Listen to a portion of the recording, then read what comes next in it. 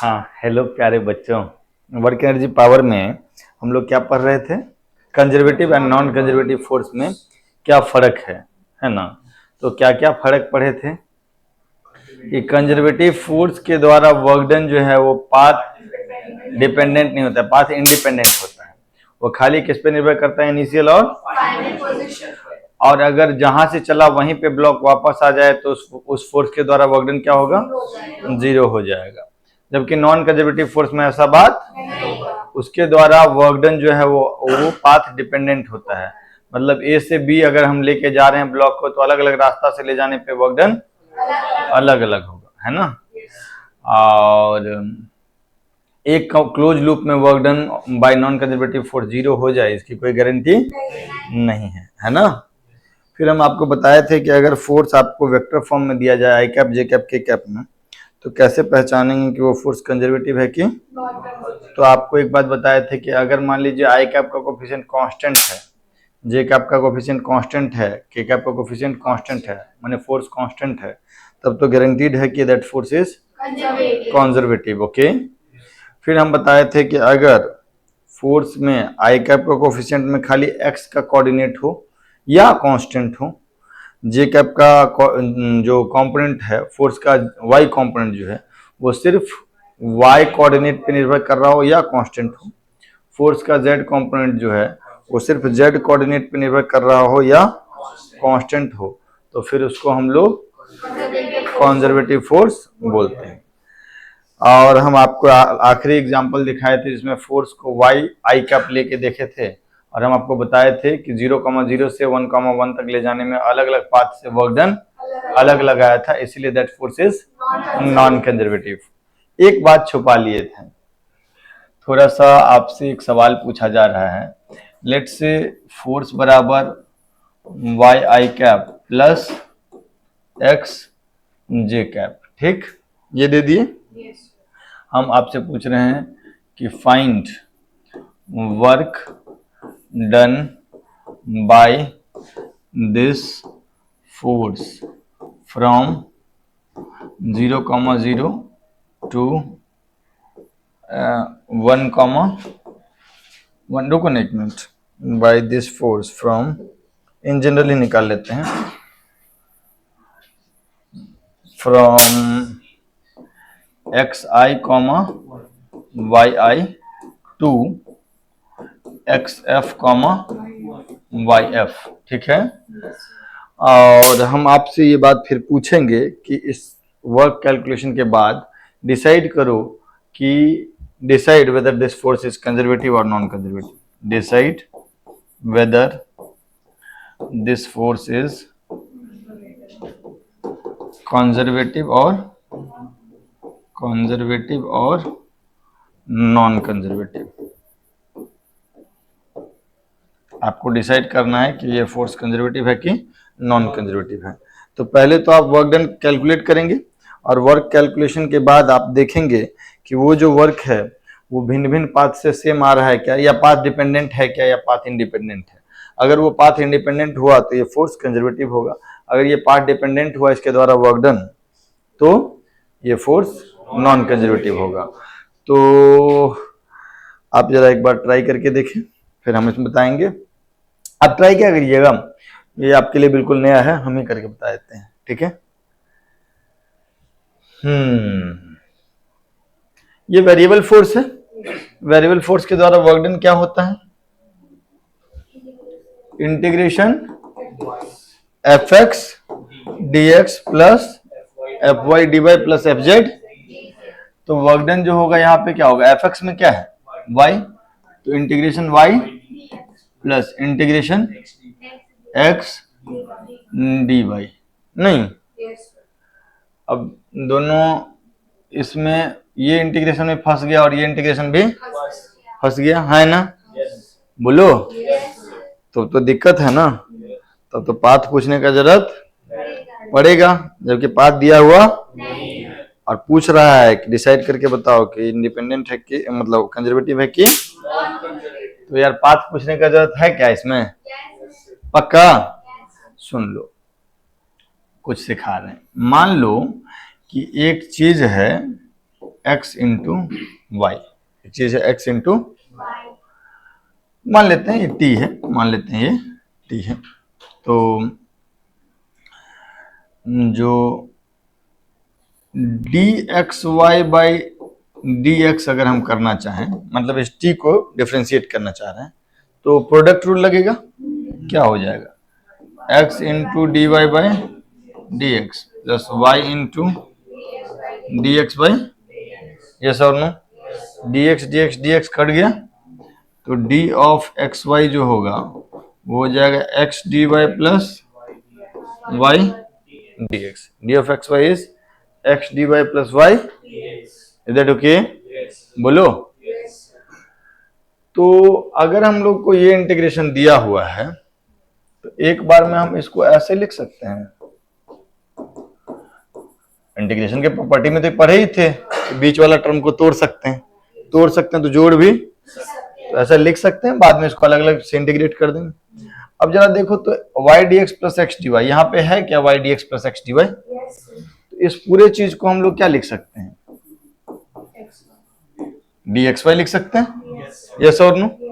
अच्छा, integration of d x क्या होता है, x, integration of d y क्या होता है, इंटीग्रेशन ऑफ डी टी क्या होता है, इंटीग्रेशन ऑफ डी के क्या होता है, तो integration of d x y क्या होगा, क्या हो जाएगा, लेकिन लिमिट तो जाएगा, कहां से कहां तक जाएगा,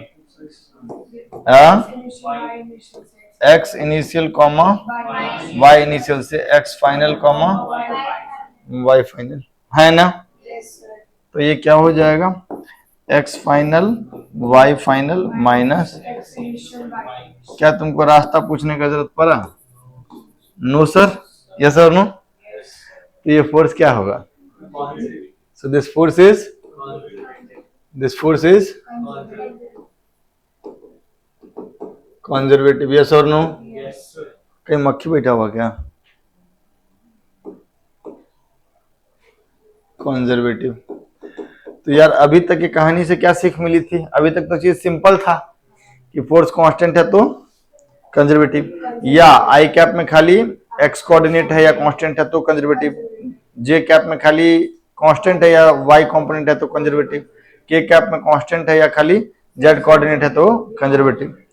लेकिन यहां पर तो नहीं, वैसा तो उसमें बोले थे वैसा होगा तो कंजर्वेटिव होगा, लेकिन वैसा नहीं होगा तो कंजर्वेटिव होगा कि नहीं होगा उस पर चर्चा भी कर रहे हैं, यस और नो? तो ये तो कंजर्वेटिव हो गया नहीं। तो अगर आई कैप का कोफिशिएंट में एक्स के अलावा बाकी वेरिएबल्स है तो फोर्स कंजर्वेटिव हो भी सकता है, नहीं भी हो सकता है। पिछली बार में वाई आई कैप खाली दिए थे तो दैट वाज नॉन कंजर्वेटिव, लेकिन यहाँ Y i cap plus x J cap कर दिए तो दिस इज, तो यहाँ पे कुछ तो है जिसको हमको थोड़ा सुलझाना पड़ेगा, तो पहले इसको लिखो फिर सुलझाते हैं, भूख लगा हुआ है,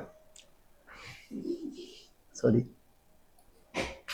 तो यहाँ पर तो मैटर फंस गया ना, नहीं, मैं एक और एग्जांपल आपको दिखा देते हैं। कौन सा आपको बताएं,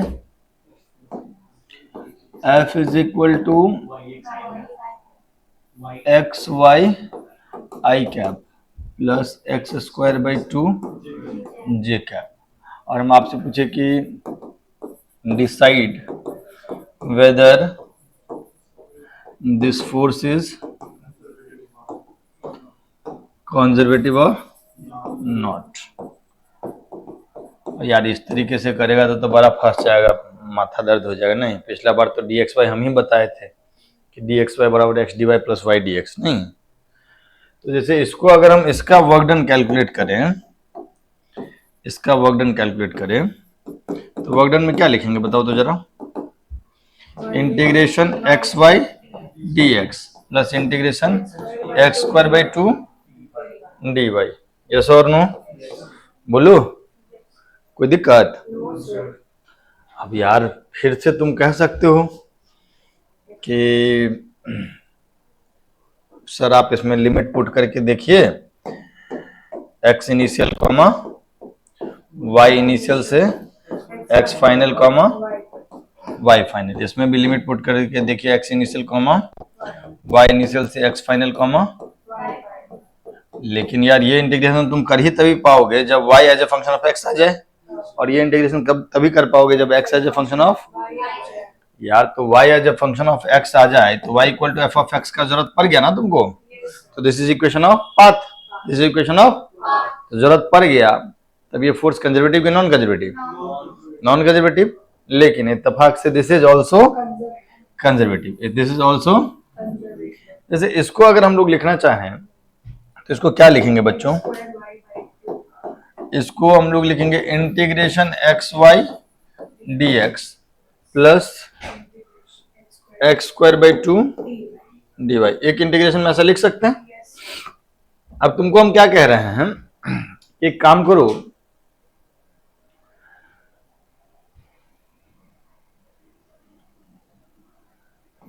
क्या बोल रही थी इनका, एक्स स्क्वायर, मान लेते हैं x square y upon two है, इसको डिफ्रेंशिएट कर दिए एक्स के रिस्पेक्ट में, नहीं तो पहले तो y को बाहर कर देंगे, differentiation of x square by two by D X, अब plus x square by two को बाहर कर देंगे तो D Y by D x, नहीं तो ये वाला चीज जो होगा, हाँ ये वाला चीज को हम लोग एक बार थोड़ा ढंग से लिख लें, तो differentiation of x square y by two upon d x is equal to, ये वाला चीज तो हो जाएगा कितना, 2x, 2 कट गया, x नहीं और इंटू y, और एक मिनट, और उसके बाद ये वाला टर्म को क्या लिखेंगे, ये वाला टर्म को क्या लिखेंगे, x square by two d Y by D x को RHS में लेके आ जाते हैं, ठीक, तो ये क्या हो जाएगा, d x square y by two, ये वैल्यू किसके बराबर हो जाएगा, x y d x plus x square by two d x cut जाएगा इंटू, यही वाला चीज मिल गया, तो इस पूरे को हम लोग क्या लिख सकते हैं, इस पूरे को, यही वाला चीज मिला कि नहीं मिला, तो इसको हम लोग क्या लिख सकते हैं, d of x square y by two, इसी का इंटीग्रेशन ना, तो ये वैल्यू, ये चीज क्या मिलेगा,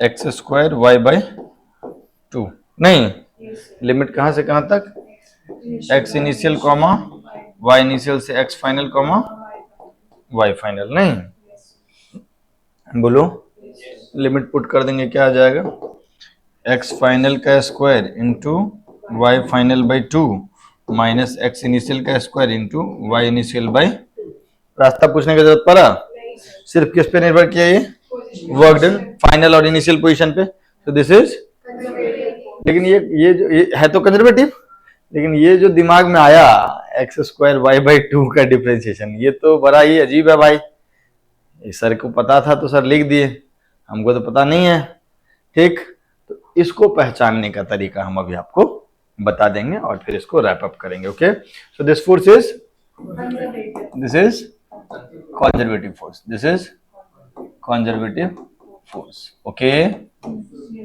जल्दी लिख लीजिए,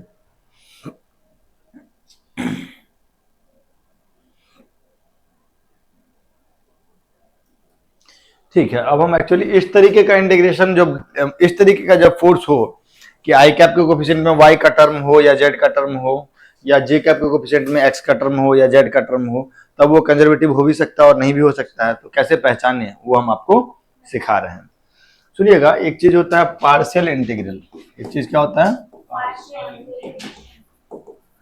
पार्शियल डिफरेंशिएशन जानते हो, देखो पार्शियल इंटीग्रेशन में जैसे यहाँ पे हम ऐसा लिख देंगे ना, इंटीग्रेशन एक्स स्क्वायर वाई, तो ये डी नहीं है एक्स, बल्कि 2x या डेल एक्स पढ़ते इसको, ठीक, तो दिस इज इसका पार्शियल इंटीग्रेशन।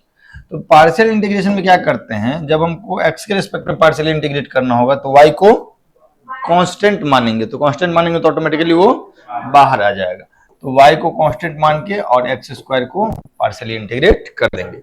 पार्शियल इंटीग्रेशन मतलब जो यहाँ वेरिएबल के साथ हम इंटीग्रेट कर रहे हैं उसके अलावा बाकी सब वेरिएबल को कांस्टेंट मान करके आप बाहर कर दीजिए। तो ये इंटीग्रेशन क्या हो जाएगा, y इंटू एक्स स्क्वायर का integration x cube by 3। Is that okay? जैसे अगर हम बोल देंगे integration x square y z या y square z do y, ठीक है, ऐसा दे दिया आपको। तो इसमें क्या करेंगे, एक्स स्क्वायर और जेड बाहर कर लेंगे और भी बच जाएगा इंटीग्रेशन वाई स्क्वायर दो वाई, और इंटीग्रेशन वाई स्क्वायर दो वाई क्या होगा, वाई क्यूब बाई 3। तो ये हो जाएगा x square z into y cube by 3। Is that okay? अगर हम ऐसा लिख दें integration x y z do z, तो हम लोग क्या करेंगे, एक्स वाई वाले टर्म को कांस्टेंट मानेंगे, बाहर कर लेंगे, बच जाएगा जो जेड दो जेड, तो that is z square by 2। तो ये हो जाएगा x y z square by 2। Is that okay? तो पार्शियल इंटीग्रेशन का मतलब समझ गए कि इस डी को, ये जो है इसको डो बोलते हैं या डेल बोलते हैं। इसके साथ जो वेरिएबल है उसके अलावा बाकी सबको हम लोग क्या मानेंगे, कांस्टेंट मानेंगे। कांस्टेंट मान के उसको हम लोग इंटीग्रेशन से बाहर कर देंगे। Is that okay? बोलो। तो ये काम करो, ये समझ गए होगे। अब हम तुमको बताते हैं कि कैसे पहचानेंगे। सुनिएगा, अगर अगर कोई फोर्स ऐसे दिया हुआ है एफ एक्स आई कैप प्लस एफ वाई जे कैप प्लस एफ जेड के कैप, और आई कैप का कोफिशिएंट में एक्स या वाई, मतलब एक्स के अलावा वाई और जेड है, जे कैप के कोफिशिएंट में वाई के अलावा एक्स या जेड है, के कैप के कोफिशिएंट में जेड के अलावा एक्स या वाई है ना। या हो सकता है कोई टर्म जीरो, कोई कंपोनेंट जीरो भी हो, तो जो जीरो कंपोनेंट है उसका टेंशन नहीं लेना है। This force will be conservative, this force will be conservative if for non zero components. Non zero components मतलब अगर कोई जीरो है तो उसका चिंता नहीं करना है, कोई कंपोनेंट जीरो है, जैसे के कैप है ही नहीं तो वो जीरो है। For non zero components integration f x d x बराबर integration f y d y बराबर integration f z d z. D z माने पार्शियल इंटीग्रेशन। ये अगर बराबर हो रहा है for non zero components, then this force will be conservative, then this force will be conservative. जैसे एग्जांपल के लिए भी हम लोग बात करेंगे।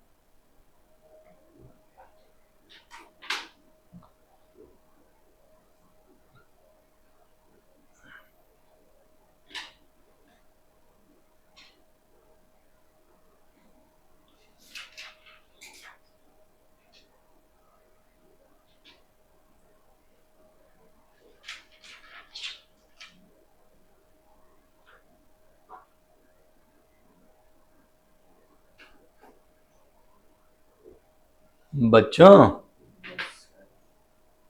आगे बढ़ूं? अरे बोलो बच्चों। ठीक है बच्चों,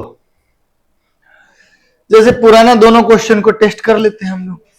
जैसे पहला क्वेश्चन क्या था, एफ बराबर वाई आई क्या प्लस, हम तो देख लिए थे कि ये कंजर्वेटिव था, लेकिन पाथ इंडिपेंडेंट वर्क डन आया था, उससे हम समझे थे। लेकिन हम इसमें अगर हम चेक करेंगे, चेक वेदर फोर्स इज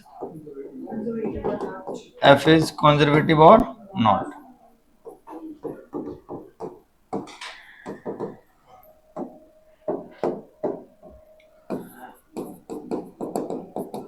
तो ये क्या हो जाएगा, इंटीग्रेशन वाई डो एक्स, इसका पार्शियल इंटीग्रेशन कर लिए, कितना हो जाएगा, ये वाई एक्स हो जाएगा, और सेकेंड टर्म में इंटीग्रेशन एक्स डो वाई। अब इसमें क्या चीज को बाहर करेंगे, एक्स को, इंटीग्रेशन डो वाई क्या हो गया, वाई, तो दैट इज एक्स वाई। तो इंटीग्रेशन वाई डो एक्स बराबर इंटीग्रेशन एक्स डो वाई हुआ ना। तो एफ एक्स डो एक्स बराबर एफ वाई डो वाई हुआ कि नहीं हुआ।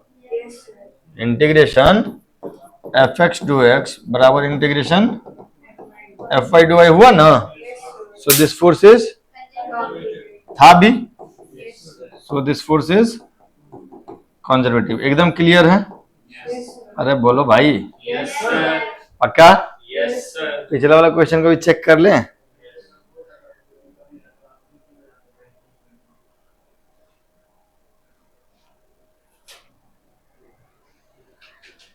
हरिओम।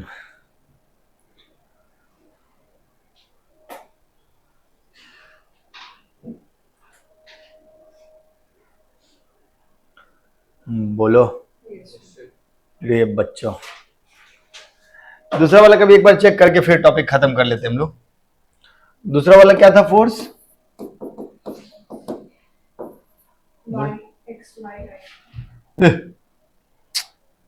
एक्स वाई आई क्या प्लस एक्स स्क्वायर बाई 2। इसको चेक करना था ना, तो चेक स्टार्ट कर रहे हैं। Integration f x d x मतलब x y d x, y को बाहर कर लेते हैं। Integration x d x, integration x d x is what? X square by 2। तो ये क्या हो गया? Y x square by 2। अब दूसरा वाला कर लेते हैं एफ वाई डो वाई। तो integration x square by 2 d y, बोलो। ये हो जाएगा एक्स स्क्वायर बाई 2 है इंटीग्रेशन में do y, integration do y क्या हो जाएगा? वाई। तो एक्स स्क्वायर वाई बाई 2। तो ये दोनों इंटीग्रेशन बराबर आ गया, दोनों integration. So this force is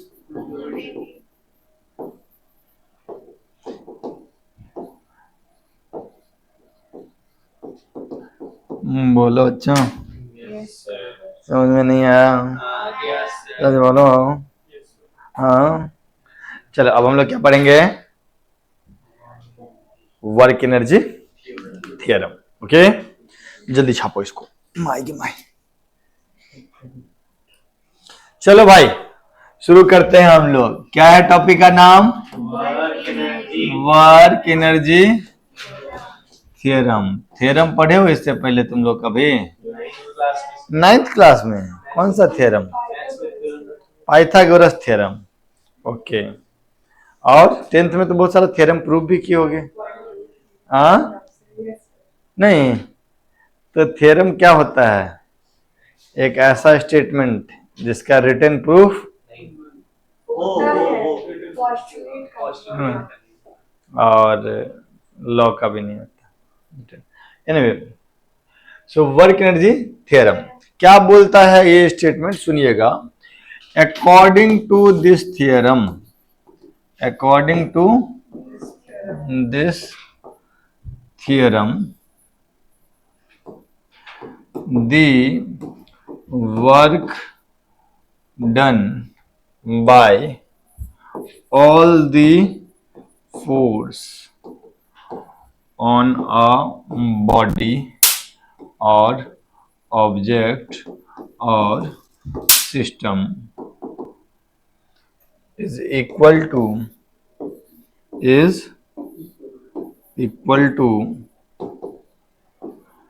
change in kinetic energy, change in kinetic energy of the system, of the क्या बोला ये? आपने लिख लिया क्या? क्या बोला स्टेटमेंट? कि जितने भी वर्क, जितने भी फोर्स हैं, उन सारे फोर्सेस का वर्क डन को अगर हम जोड़ेंगे तो वो किसके बराबर आएगा? Change in kinetic energy of the system. Is that okay? बोलो बच्चा।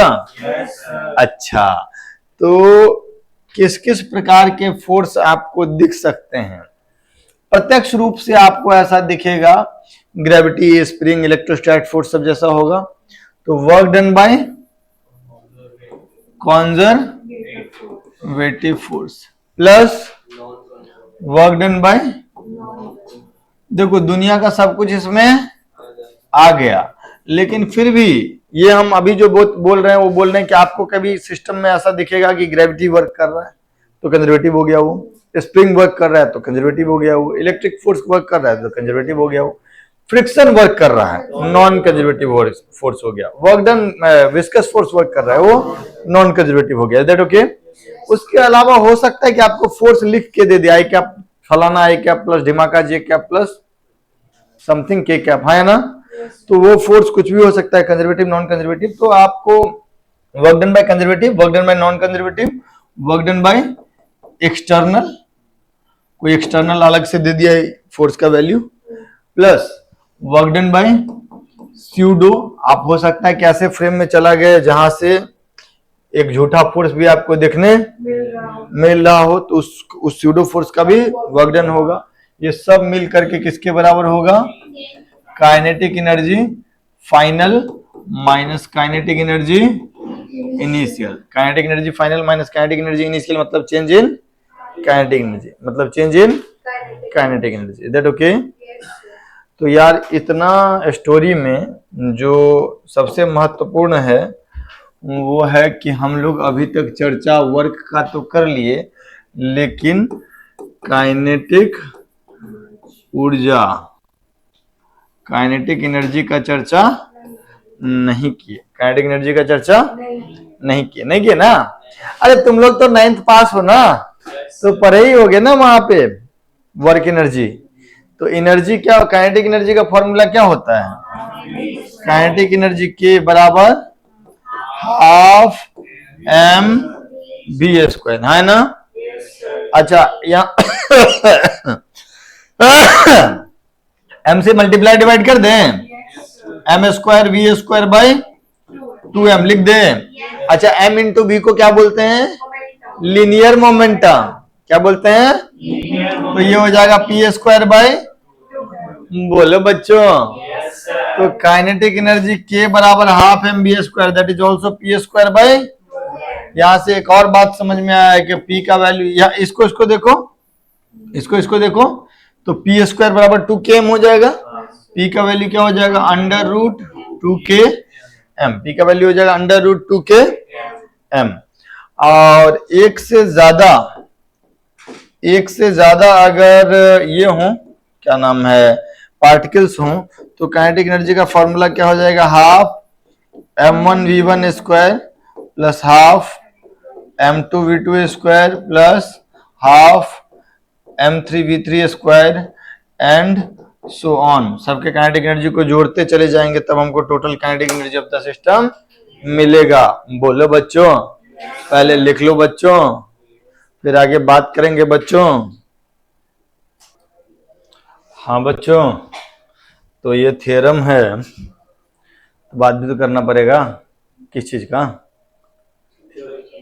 प्रूफ का। हाँ मान लो एक ब्लॉक है ना, इस पे टोटल फोर्स लग रहा है एफ इज नेट फोर्स जिस पे लग रहा है, ठीक है। अभी सिंपल करने के लिए, मतलब चीज को समझने के लिए हम एकदम आसान कार्य करते हैं। मान लेते हैं कि यहां पर कितने से जा रहा है? बी से, ठीक है। बोलो बी इनिशियल से मान लो, ठीक।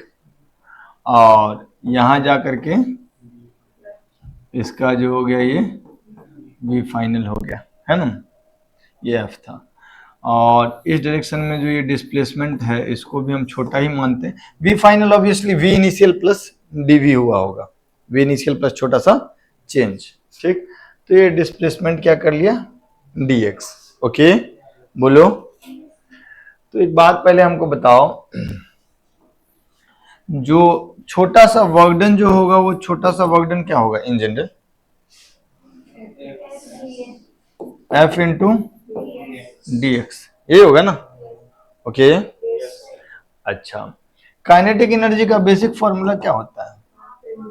हाफ एम वी स्क्वायर, नहीं तो अगर चेंज इन काइनेटिक एनर्जी मतलब डीके बाई डीवी करें तो small change in kinetic energy मतलब डिफरेंशिएशन किए हम, तो ये क्या हो जाएगा? m/2 dv square by dv, तो ये हो जाएगा dk बाई dv, ये हो जाएगा m/2 इंटू 2v, 2 से 2 कट गया, सो dk बाई dv क्या हो जाएगा?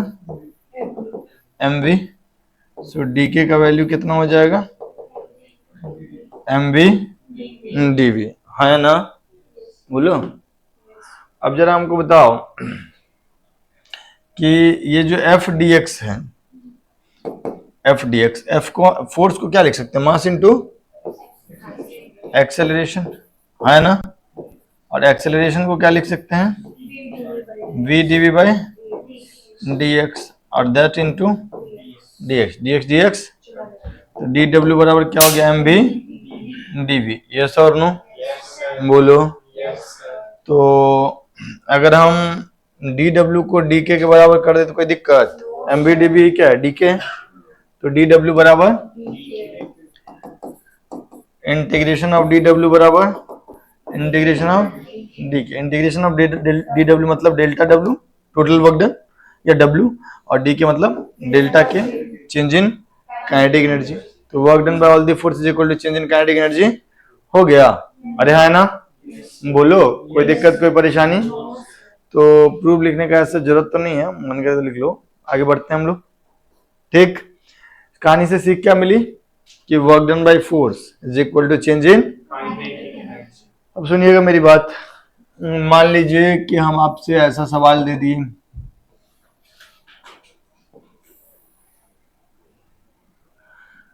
ये एंगल हो गया थीटा, यहां पर एक ब्लॉक रख लिए, और ये लेंथ क्या हो गया, एल, ये लेंथ क्या हो गया, एल, ठीक। और एम मास के ब्लॉक को यहां से रिलीज कर दिए, block is release from shown position, shown position, ठीक। find speed of block, find speed of block when it reaches the bottom of inclined plane, bottom of inclined plane, inclined plane के bottom पे जब पहुंचेगा तो block का speed बताओ, ठीक है। अब हम लोग क्या करेंगे, work done by all force बराबर चेंज इन काइनेटिक एनर्जी करेंगे। वैसे तो ये आप उससे भी कर सकते हैं इस सवाल को, किससे, फोर्स से नहीं, एक्सेलेरेशन वाले से, ए आ जाएगा तो बी स्क्वायर बराबर यू स्क्वायर प्लस 2 से भी, लेकिन हम in general work energy theorem से कह रहे हैं करने। वेजेज स्मूथ, क्या करेंगे भाई बताओ, पहले तो इस हाइट को हम लोग मान लेंगे h, जिसका वैल्यू कितना हो जाएगा, एल साइन थीटा, है ना। अब सोचो कि इस पे क्या क्या फोर्स लग रहा होगा, इस ब्लॉक पे mg और नॉर्मल, और ब्लॉक यहां से यहां गया, दिस इज योर डिस्प्लेसमेंट, है ना। सुनो ना, ग्रेविटी का वर्क डन तो सिर्फ वर्टिकल हाइट पे निर्भर करता है, तो what is work done by, अच्छा तो हम यहाँ पे क्या लिखेंगे, work done by gravity plus work done by normal बराबर K final minus what is work done by gravity, mg h, तो mg h का वैल्यू पुट करेंगे, वर्क डन बाय नॉर्मल कितना, क्योंकि normal is perpendicular to the, always it is perpendicular to path, so work done by normal is 0। Final kinetic energy कितना, half M we final का square, initial कितना 0, yes और no. तो ये value कितना हो जाएगा, 2gh बराबर वी फाइनल का स्क्वायर, 2gh बराबर वी फाइनल का स्क्वायर, तो वी फाइनल का वैल्यू कितना हो जाएगा, √2gh, यस और नो, कोई दिक्कत कोई परेशानी, बोलो बोलो, ठीक है।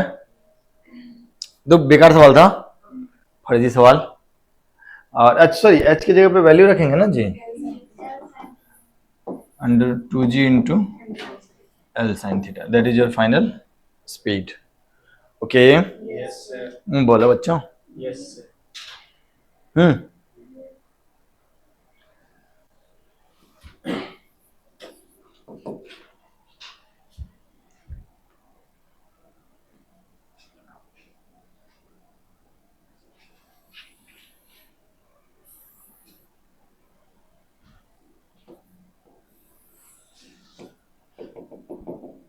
ये 20 मीटर मान लेते हैं।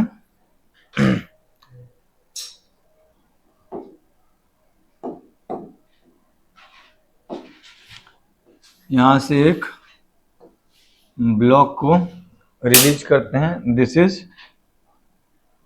स्मूथ, दिस इज, और this is rough, this is, और यहाँ पे कोफिशिएंट ऑफ फ्रिक्शन कितना हो गया, mu. Very good, very good, बहुत आगे तक जाओगे। 0.8। आपसे पूछा जा रहा है find distance travelled by block on rough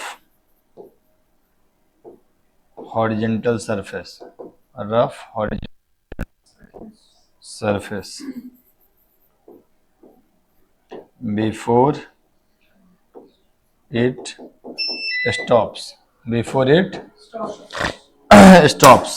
ठीक है, थोड़ा सा ट्राई करके बताइए। हाँ,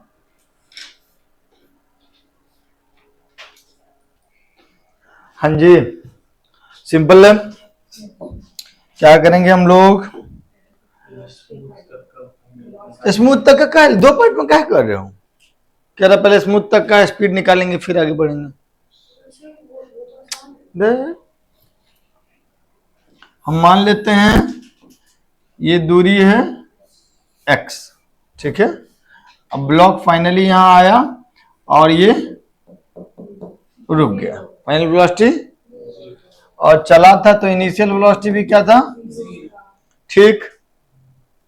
अब यहां से यहां तक तो ग्रेविटी वर्क करेगा, यहां से आगे ग्रेविटी नहीं करेगा क्योंकि वर्टिकली नीचे नहीं गया।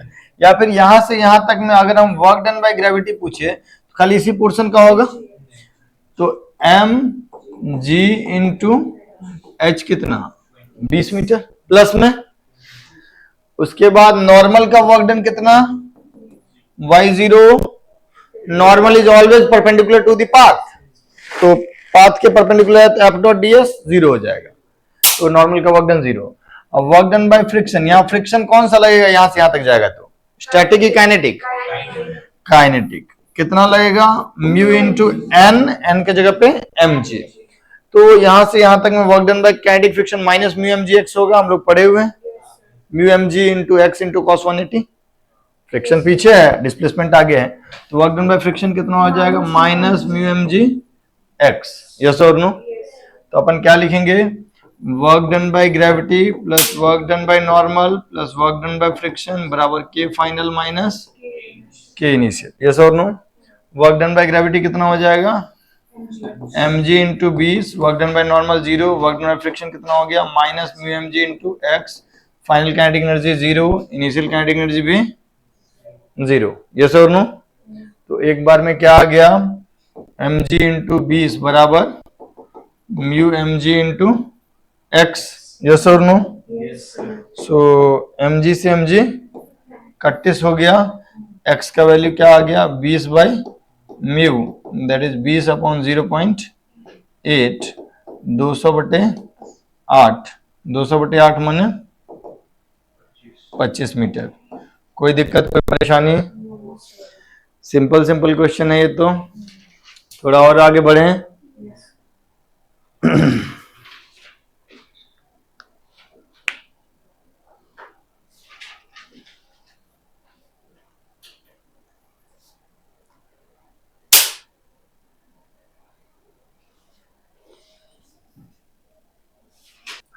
हाँ बच्चों, एक all surfaces are smooth, all surfaces are smooth. एक ब्लॉक को 20 मीटर हाइट से छोड़े हैं, ब्लॉक का मास है 10 केजी, और यहाँ पे एक स्प्रिंग बंधा हुआ है, उसका स्प्रिंग कांस्टेंट है 1000 न्यूटन पर मीटर। ओके, और ब्लॉक आता है और आकर के स्प्रिंग को कंप्रेस कर देता है, ठीक है। और पूछा जा रहा है कि मैक्सिमम कितना कंप्रेस करेगा, ये चीज आप हमको बताइए कैलकुलेट करके। हाँ, all the surfaces are smooth. बाद में फ्रिक्शन इन्वॉल्व करेंगे धीरे धीरे। अभी पहले सिर्फ ग्रेविटी किए, फिर ग्रेविटी और फ्रिक्शन किए, फिर ग्रेविटी और स्प्रिंग कर रहे हैं, फिर स्प्रिंग और फ्रिक्शन करेंगे, फिर ग्रेविटी स्प्रिंग फ्रिक्शन सब करेंगे, चिंता मत करो। अगला क्लास पूरा एकदम वर्क एनर्जी थ्योरम का क्वेश्चन होगा खाली, अभी तो एकदम सिंपल सिंपल है। हाँ जी साहब, आपको इनिशियल सिचुएशन दिया हुआ है क्या? अब क्या करेंगे हम लोग क्या करेंगे? फाइनल सिचुएशन मान लेंगे कि फाइनली ब्लॉक यहां तक आ गया है, नेचुरल लेंथ से कितना कंप्रेस हो गया है? एक्स फाइनल, है ना? और फाइनल वेलोसिटी कितना हो गया? काहे कि फाइनल वेलोसिटी 0 होगा तभी ना ब्लॉक आगे बढ़ना और बंद कर देगा। तब जैसे जैसे आगे बढ़ना बंद करेगा वैसे वैसे कंप्रेस होना बंद हो जाएगा, तो फाइनल कंप्रेशन हो जाएगा, है ना? तो v final is equal to 0। Okay, बोलो बच्चों। ओके, अब हम लोग क्या लिखेंगे? Work done by gravity plus work done by normal भी लिखेंगे, work done by spring plus work done by normal is equal to के फाइनल माइनस नॉर्मल। लिखना आप धीरे धीरे बंद करेंगे क्योंकि नॉर्मल जो चल रहा होगा तब नॉर्मल हमेशा पाथ के परपेंडिकुलर होगा, तो इसीलिए उसके द्वारा वर्क डन 0 होगा अभी वाले सिचुएशन में। तो वर्क डन बाय ग्रेविटी कितना होगा? M g h. अच्छा एम जी एच लिखते हैं, एम जी एच, इसको एच रखेंगे, ठीक। वर्क डन बाय स्प्रिंग क्या होता है? Minus half K x final square minus, भूल गए थे क्या तुम लोग? Work done by normal, final kinetic energy और इनिशियल काइनेटिक एनर्जी भी 0, क्योंकि फाइनली भी रुक गया और शुरुआत में भी रुका हुआ था। तो यहां से क्या आ गया? एम जी एच बराबर हाफ के एक्स फाइनल का स्क्वायर माइनस एक्स इनिशियल का स्क्वायर कितना? 0। शुरुआत में स्प्रिंग कंप्रेस्ड नहीं था। एम की जगह पे वैल्यू कितना रख दूं? 10 गुणा जी इज 10, एच इज 20 बराबर हाफ गुणा 1000 गुणा एक्स फाइनल का स्क्वायर। यस और नो? तो 4 बराबर क्या हो गया? एक्स फाइनल का वैल्यू कितना हो गया? 2 के बराबर। बोलो बच्चों।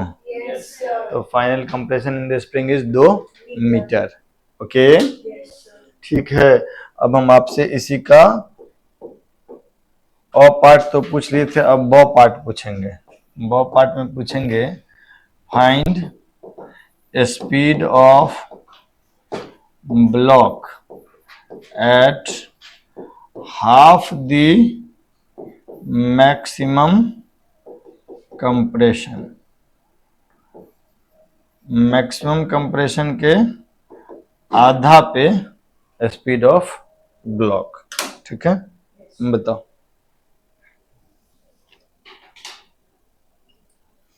हाँ जी, कितना आ रहा है? 10√3। बेसिकली ये इनिशियल सिचुएशन है and this is final situation, this is final situation. तो यहां से यहां तक में ब्लॉक नीचे कितना आ गया? h, तो वर्क डन बाय ग्रेविटी कितना हो जाएगा?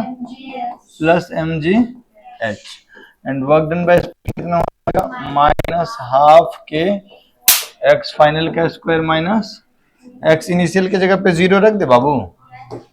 हाँ, 0 का स्क्वायर। हाँ, और फ्रिक्शन वगैरह तो है नहीं।